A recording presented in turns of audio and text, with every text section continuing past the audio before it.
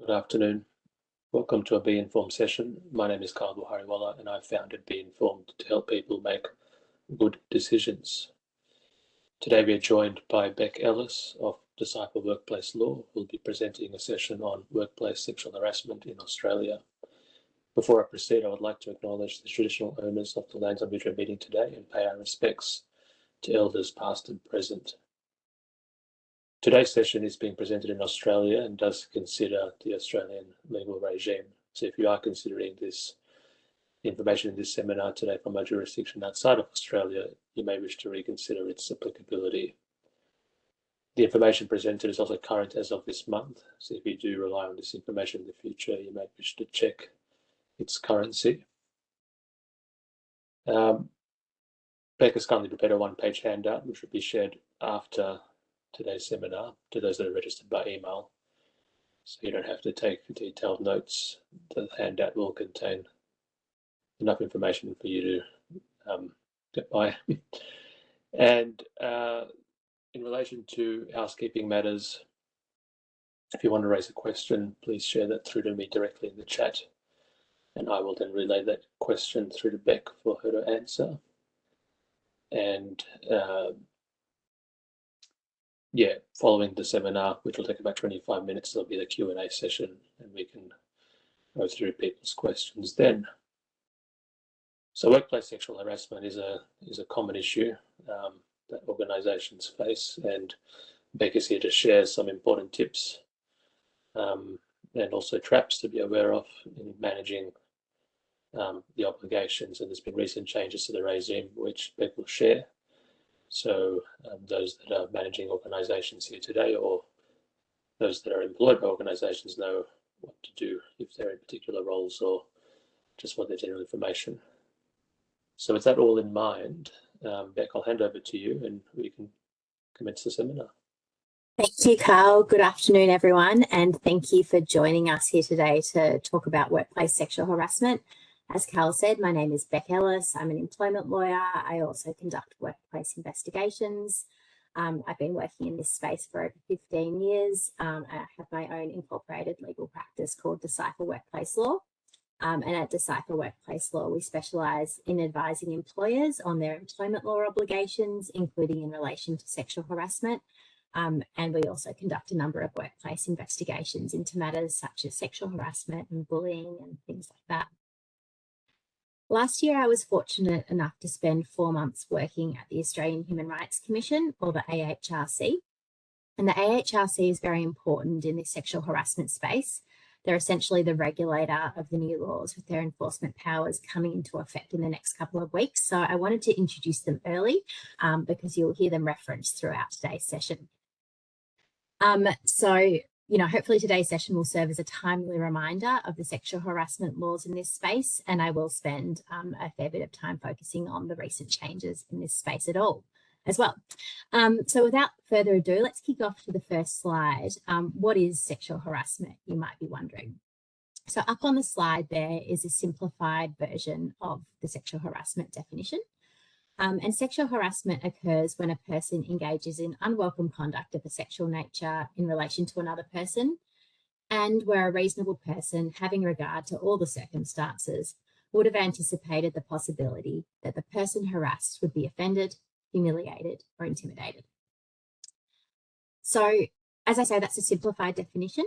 It comes from the Sex Discrimination Act, which is a piece of Commonwealth legislation that's been around since 1984. And the definition has been largely unchanged for most of that time. I think the definition can be a lot to take in, even as an employment lawyer. It has that reasonable person test that us lawyers love.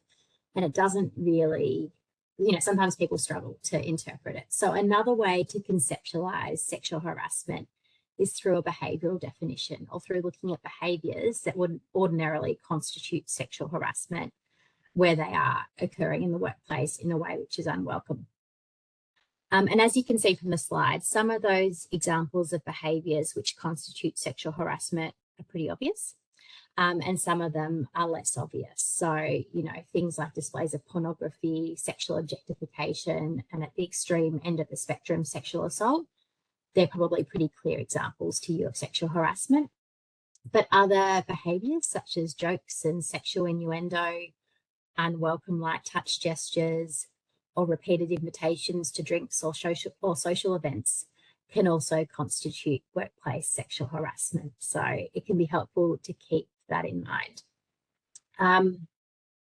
Over the last few years, there's been a real focus in society, I would say, on sexual harassment, and that probably kicked off with the hashtag #MeToo movement. And some of you will remember the notorious Harvey Weinstein case coming out of Hollywood. And so that's, as I said, helped focus the spotlight on sexual harassment. And with that spotlight on sexual harassment, I think there's perhaps a greater recognition of sexual harassment, and it's really interesting to consider whether that impacts the data we're seeing on sexual harassment. So if we move to the next slide, which talks about data,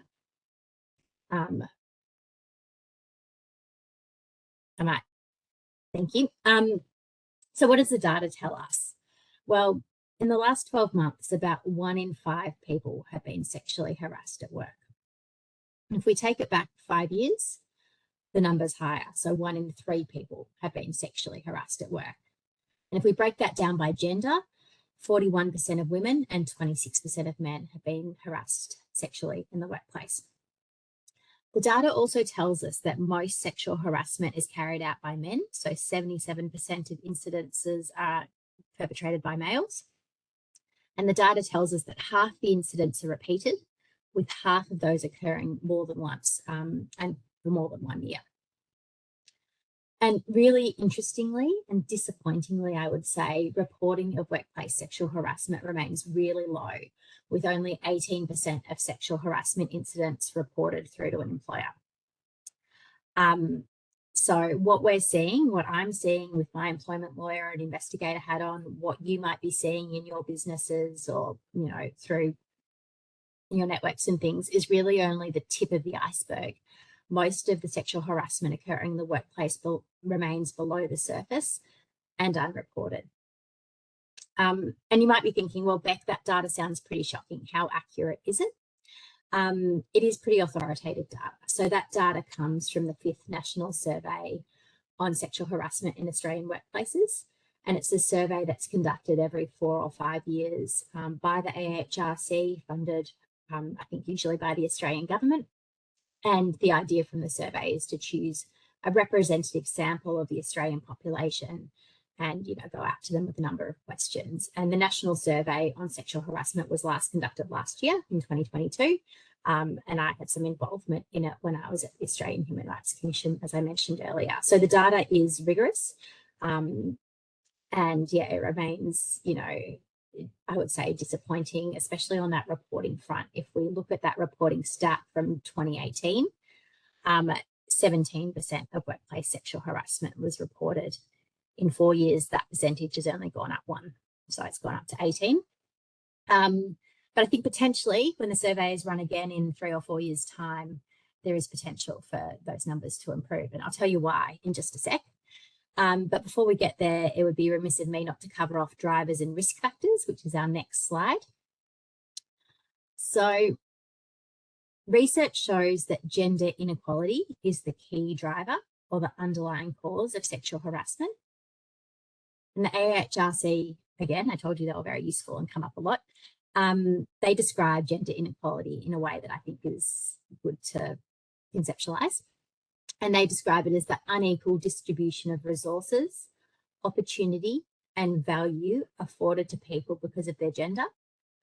And some examples of gender inequality in the workplace include workplaces or leadership positions that are dominated by men, a gender pay gap, gender segregation, a lack of access to appropriate facilities and gender diverse people, expectations that certain genders will perform certain tasks in the workplace, or a culture of sexist or transphobic jokes. So poor workplace cultures and a limited understanding of what sexual harassment is can also be a driver of sexual harassment. But ultimately, to fix the problem of sexual harassment, there's this need to address the drivers, all the things I've just mentioned, but, that is not an easy task. It's an ongoing piece of work. There are also risk factors. So you'll hear in this space people talk about drivers and risk factors. And the national survey data, which I mentioned a couple of slides ago, also shines light on risk factors. So certain people are at an increased risk of sexual harassment at work. And that would be, younger workers. We see that younger workers experience greater rates of workplace sexual harassment. People who are in insecure work also experience increased rates of sexual harassment. So those who are on, student visas, or people who are casually employed, people who have a disability, people who are immigrants who perhaps have English as their second language, all those things are statistically shown to increase a risk of sexual harassment. So it's important for workplaces to understand if they've got specific risk factors in their workplace. Perhaps they have a high number of student visa holders, and to take action to mitigate those risk factors.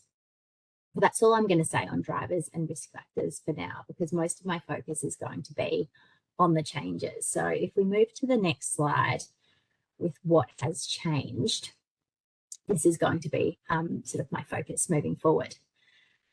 So I referred early on to the Sex Discrimination Act. And the Sex Discrimination Act now includes a positive duty. That's what we call it, a positive duty to eliminate sexual harassment at work. And it is essentially a new requirement that employers take reasonable and proportionate measures to eliminate workplace sexual harassment, as well as some other behaviours as well. And it's really a shifting focus to preventing sexual harassment rather than responding to incidents. And I think it's most helpful to conceptualise this through an example, because if you don't work in this space, you probably have no idea what I'm talking about. Previously, an employer's obligations in relation to sexual harassment were really only enlivened when someone made a complaint and there was a question of vicarious liability. So say employee A alleged that employee B subjected them to sexual harassment in the workplace, and employee A actually brought a claim saying he breached the laws on sexual harassment, and employee A joined the employer to that claim, saying, you failed to prevent it happening, you're vicariously liable, which means you're legally responsible. An employer then needed to show that it had taken reasonable steps to prevent that sexual harassment from occurring. So most employers in that situation would then say, oh, no, we've got a policy, and the policy makes clear that sexual harassment is not okay. And we do regular training, and the training makes clear that sexual harassment is not okay. And when employee A raised this complaint, we acted swiftly and we did X, Y, Z. And the employer would respond in that way to try to discharge their vicarious liability. It's been thought for a long time that that wasn't requiring enough of our employers, because it really required people to make a complaint for their obligations to come into force. And so there's been this notion that perhaps employers should be required to do more. And then a few years ago, there was a national inquiry into sexual harassment, and that culminated in a report called the Respect at Work report, which was a 900-odd page report that was given to the Australian Parliament in March 2020, just as everything was shutting down and the world was changing with COVID. The Respect at Work report concluded. And the Respect at Work report made a number of recommendations in relation to sexual harassment, things that they said needed to be done to shift the dial and stop this big problem that they had seen through the inquiry. Many of those recommendations were implemented quite quickly, but probably the most controversial, or one of the more controversial ones, was this notion of a positive duty, and this notion of changing the Sex Discrimination Act to require employers to take reasonable and proportionate steps to eliminate sexual harassment. And it wasn't until May 2022, when Labor got to government, they committed to it. And then in December 2022, or possibly late November, it passed through the Australian Parliament and became law. And it has been law since December 2022 that employers are required to take reasonable and proportionate measures to prevent and eliminate sexual harassment at work. But essentially, there's been a grace period because there's also a new regulator in this space, which is the AHRC. And the AHRC is going to have broad enforcement powers to enforce compliance with this positive duty. And those enforcement powers come into effect, I think it's the 12th of December, in a couple of weeks' time. So between December 2022 and December 2023, employers were able to, take stock of what they were doing and consider what they needed to do and prepare for the positive duty. From December, the AHRC will start regulating it, and that means that they're going to have some pretty broad powers. So they're going to have power to conduct inquiries and provide recommendations, to issue compliance notices, to apply to federal courts for orders to direct compliance, to compel production of documents. They're all the things on paper, which we know they'll be able to do. How they will execute, their regulatory powers remains to be seen, because they're the new regulator in this space. It wasn't regulated in this way before, but they essentially have those regulation powers, just like the Fair Work Ombudsman has powers to enforce compliance with the Fair Work Act. The AHRC will move into this space in terms of the positive duty. So it's a pretty big change. In terms of steps employers should be taking, there's some really excellent guidance materials available at the Respect at Work website, which is linked in the handout that you will receive. And I encourage you to take a look at that Respect at Work website. It really is aimed at helping employers. It has a number of resources which you could just take off the website and adapt for your own workplaces. Particularly helpful is a document called the Good Practice Indicators document, which is essentially a 10-page document that could be your roadmap to compliance. You could look through the factors in there and say, oh yeah, we do this well, we don't do that. So, it's broken down into a number of different areas and basically sets out, the task ahead for employers in terms of how they can show compliance with that positive duty if the regulator ever comes knocking. So the last bullet point on that slide there talks broadly about some of the things that can be done. So it's important that organisations take positive steps in terms of leadership commitments. So leaders, making it really clear that this behaviour is not okay on their watch, and making regular statements and acting consistently with those statements. Analysing and addressing the specific risks that exist in their workplaces. So I alluded to that before in terms of, different workplaces and different industries will have specific risk factors, and there's heaps of information available through the AHRC again on that and through various reports on that. So making sure employers understand the industries in which they are operating and what the risks are for them to be aware of. Establishing clear reporting frameworks. So again and again through the guidance material, there's this notion that it should be really easy for someone to bring a complaint of workplace sexual harassment. There should be many doors. No door is the wrong door. And once you enter through a door, the pathway is really clear to you. So it might be that you can complain to your manager or to HR or to an anonymous reporting line, to your union. All sorts of avenues should be made clear to employers, and they should be supported through those processes, and processes should be trauma informed. You might hear those terms again and again in the new world because that's considered to be really important. It's not exacerbating the trauma that someone might have experienced through sexual harassment, through them having to report it. So there's oodles of guidance out there. The starting point is the Respect at Work website and having a look there. And of course, if you need help, employment lawyers, HR people, there's lots of people who, would be keen to help. But the starting point is really, I would say, those resources, which are excellent. We move to the next slide, which is my final slide. We have included what to do if you experience workplace sexual harassment. So whilst the seminar was designed for employers, potentially, you are employees also, or people close to you are employees also. So it's important to know, what action to take if someone is experiencing workplace sexual harassment. And I alluded to some of those potential steps before, but speaking to a manager or another manager or a trusted colleague about how to address the behaviour, and also being really clear on what your organisation's reporting protocols are. That's normally made clear through a policy or through speaking to a manager or HR person. So that would be the first step. Many organisations also provide access to an employee assistance program, and they can provide some really great support on these types of issues. Of course, unions can also provide some great support on these issues if you're a member of a union. And again, the AHRC has a lot of resources, both on the ahrc.gov website and on the Respect at Work website. And of course, if you're a business owner or a manager, it's important that you talk to those in your organisation to understand what's being done in this space. And of course, if you need guidance, as I say, reach out to experts for help.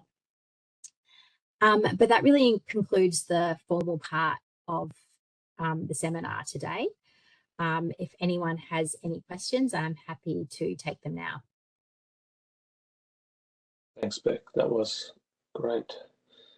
Thank you for taking us through all that. No worries. Beck's details are on screen, so if you do have any queries, feel free to reach out directly to her if you need help in any way in relation to the subject matter. As Beck said, we'll now move on to Q&A, but before that, just to remind everyone that the session is being recorded, so if you did join late, don't worry, because the entirety of the session will be posted to our YouTube channel. And Beck has kindly prepared a one-page handout which summarises the 5 points that she's raised in the seminar. So you'll have a document handy which you can use, refer to in the future, or share with family and friends. So I'll now jump onto Q&A, and we'll start with the questions that we received ahead of time, and then we can go to the ones that we've received through the session. So the first one being, Beck, who within the organisation is best placed to sort of manage this function, right? So is it the HR function? Is it compliance? Like, in your experience working with organisations, where do you think it best sits? Such a good question. I guess naturally people start with HR, but there is, it's HR, it's safety, and it's managers, I would say. So, and compliance, if, you know, compliance, I think, kind of links all those groups together.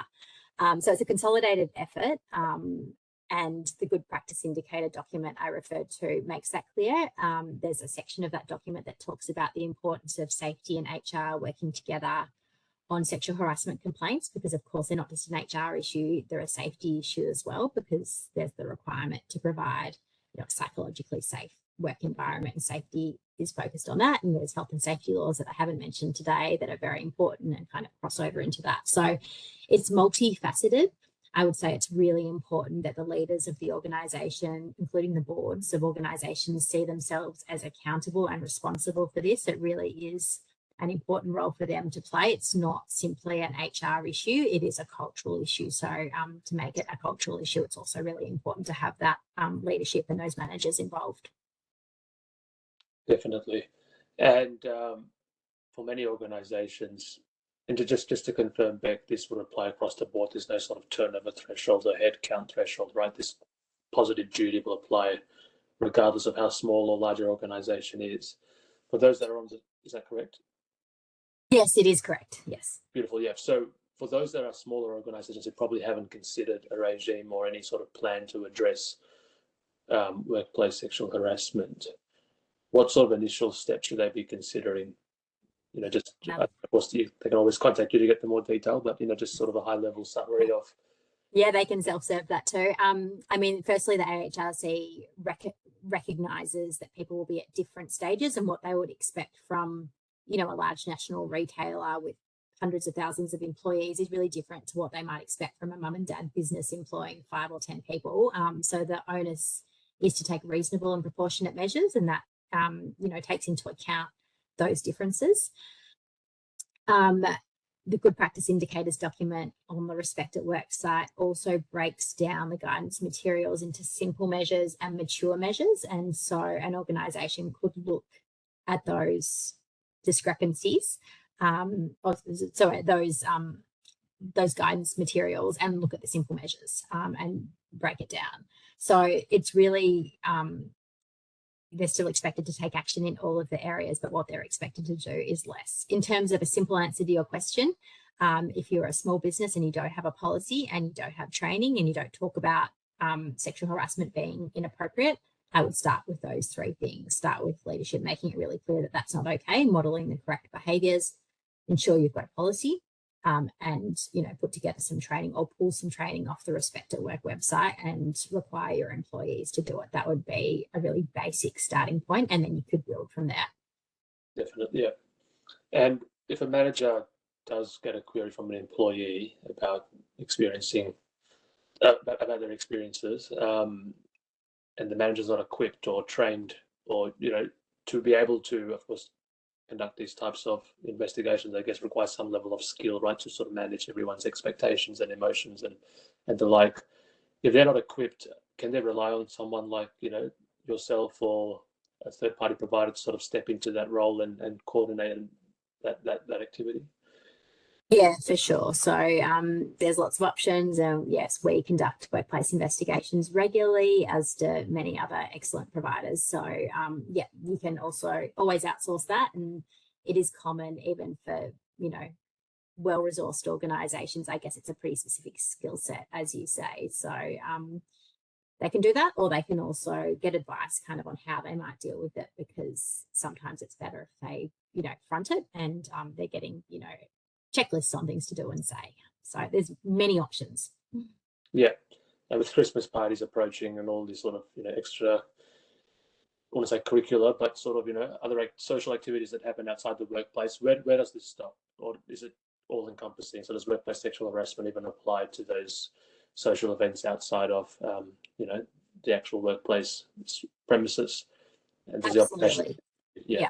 Basically anything involving your co-workers. So, online interactions outside of work on the weekend, if they involve your co-workers, that would bring it into the sphere of work. It's always better to assume it's work and then to kind of make a clever legal argument down the track if it's not. But from an employee's perspective, most dealings with co-workers, if not all, will be work related. So yeah, Christmas parties, and it's also a really great time for those businesses that might not ordinarily focus on that, to include a reminder about appropriate behaviour at Christmas parties or lunches or whatever. Make it really clear that those types of behaviours will not be tolerated. It will ensure a better experience at those events, but also help you tick off some of those compliance things and start you on that journey of, ensuring compliance with the positive duty. And does the regime have a sort of extraterritorial effect? So if you have like a sort of a satellite office in, in Asia or in New Zealand or outside of Australia, and something happens there, can it be traced back to Australia and you can bring an action or raise a complaint to the AHRC locally? Is that possible? I'm not sure. That's a really good question. I think, it's a question of how far the Sex Discrimination Act extends to cover employees, employers, and I'm not sure off the top of my head. But the context of the question, I think, was more around this person probably has a workforce where they have people flying off and doing international deals and all the like, or they might have a call center internationally as well, because depending on time zones and all that, and sort of whether they have to sort of consider the workplace not just within Australia but also within the globe, because most companies now sort of deal in multiple locations rather than just in one, right? So certainly for those Australian-based employees, if they're traveling, yeah. yes. I'm not sure about your call centre workers in other countries, but it is a great thing to consider, and probably best to just assume it applies, so you have high standards of behaviour. Yeah. And this is a quick question, but I assume this applies to contractors as well and employees, right? It applies to anyone that's working within your organisation. Workers, yeah. Yeah, great. All right, we'll jump to those are the questions that we sort of received ahead of time. We'll jump through to the questions that we received during the seminar itself, and there haven't been that many, but we'll start off with the first one that we've got. So we talked about the drivers and the risk factors, right? Of course, those are sort of objective measures. What sort of risk assessment should organisations be doing to identify sort of, key risks within their business, whether it be worker cohorts or the type of work that they do, that may then expose certain sort of incidents of workplace sexual harassment? Like, should they start off by doing an audit, engaging someone to help with that, or doing it themselves? Like, what are your thoughts on that? They could do either, which is not that specific or helpful. But I think firstly understanding the industry that they're in and looking at some of the data in the construction industry, looking at the risk factors that are common in the construction industry through publicly available material, and saying, oh yeah, we've got that risk factor. I would start there. looking at their workforce, looking at their reported incidences, considering whether they've even got reporting. So it sort of depends what stage of the journey that they're at. But there's a whole different range of ways they can do it. But yeah, conducting a risk assessment is really foundational and really important. Sure. And on the, you mentioned training a few times. Sort of, what does the ideal sort of training regime look like? Is that sort of once a year training, or is it based on the type of business unit a particular person's working in? Sort of, do you have any thoughts about what people should be doing in that space? And is there a one-size-fits-all approach, or does it sort of depend on how large the organisation is and maybe different training for different parts of the business? It depends on the role in the business. So, board members should have training, but that will be and those who, say you've got an in-house team looking after these types of people. Sorry, Becky, just cutting out a bit. I think it might be the microphone. Oh, sorry. Training will be, specific to the role within the organisation, and there is no prescription there. Online training is okay. I would say face-to-face training is even better because there's no ability to kind of just click through, and there's that, ability to get involved. So it really depends on your role within the organisation, but the guidance material makes clear that everyone from board members to workers should be regularly doing training. Yeah. And if managers or the organisation itself is aware of workplace sexual harassment occurring within their organisation, what are some steps they can take to address it, right? So is it sort of cautioning those individuals? Is it sending out a memo to everyone about, what conduct is acceptable or not? Like what steps can they take? Because I think this person is sort of querying whether they should be taking more active steps ahead of this positive duty, as opposed to just dealing with it when it sort of really comes to a complaint or someone raises a whistle. Yeah, I mean, if they're on notice that there is sexual harassment ongoing and they're able to identify sort of the victim and the likely perpetrators of that, they should be conducting a process to find out more information and potentially conduct a disciplinary process. So they should be taking those steps in relation to the specific matter. And then all those other things as well. So making it really clear. And a thing that I haven't mentioned today, which is also really important, is bystander action. So encouraging bystanders, or sometimes they're called upstanders, to call out behaviours. And that could be, hey, that's not on, or don't speak to him or her like that. But that is something that many organisations have found really successful. And added to that, to encourage your bystanders to speak up and address those issues as they're happening live in the moment. There's various forms of training that you can run to empower people to do that. Yeah. And you mentioned the AHRC as a sort of principal regulator for this space. Will they engage with the Fair Work Ombudsman if there's sort of any unfair dismissal type activity or anything that happens within this? Will the two regulators speak to each other, or is it just going to be isolated with the AHRC only? Yeah, I mean, I think they will. It remains to be seen exactly how it will play out. But there's certainly contemplation of reports coming from other agencies. So, potentially the Fair Work Ombudsman would enliven the AHRC, I think, to investigate something, because it might not always be clear to a worker where they go. So, yeah, I think they will. Yeah. And the final question we've got is around whistleblowers. Do they get the same protections like they would if they make a sort of raise a whistle or raise a sort of an issue in relation to sexual harassment? Is that an avenue they can go down to protect their, their case, I guess? So yes, you could use a whistleblower hotline to report sexual harassment, and then there would be, I think, a very legalistic question of whether there was a personal work-related grievance or whether it was more serious. And probably because it's sexual harassment, it would be more serious. You should get your own legal advice on those points because they're really complex. Suffice to say, yes, sexual harassment would often be raised through a whistleblower hotline. And whistleblowers have protection under Australian laws, and significant care needs to be taken in relation to ensuring that protection. So, but I think that question might need specific advice. Cool. Well, that sort of brings us to the end of the questions. We don't have any further ones.